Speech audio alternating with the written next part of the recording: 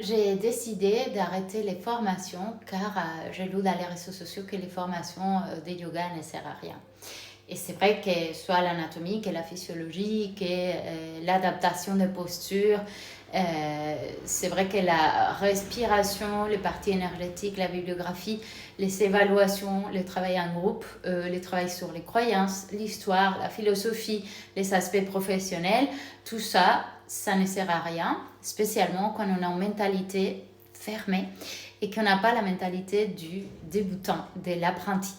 Ça veut dire qu'on est incapable d'apprendre d'une autre personne. Mais ceci ne s'applique pas seulement au yoga, ça s'applique à tout. Je vous donne un exemple.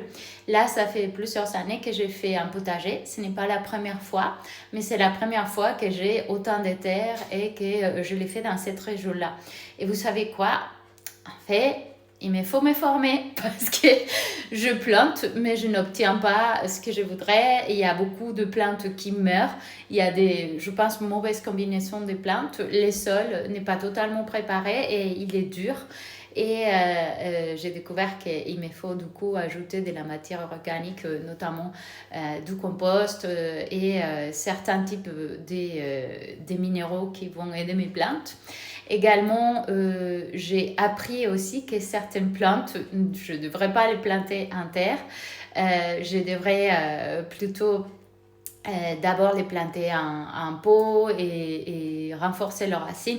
Bon, il y a un tas de choses que j'ai appris et j'ai envie de vous dire c'est pareil avec les yogas. Ce que vous apprenez dans une formation ne pas effectivement représenter dans un diplôme, ça fait partie de toute une expérience, d'un devoir, d'une transmission et même d'un engagement qui a la personne qui vous forme et qui se passe aussi en groupe, qui est assez unique et que effectivement une formation de yoga ne vous donnera pas la légitimité. Ce qui vous donnera la légitimité, c'est les pratiques que vous faites, c'est les retours que vous faites à vous-même et que vous font les autres professeurs, c'est l'aide du soutien technique, c'est la communauté, c'est aussi la méthode de transmission, la pédagogie et tout ce qui a été condensé et transmis par des gens pendant des siècles et également un accompagnement bienveillant. Avec des astuces, avec une expérience professionnelle.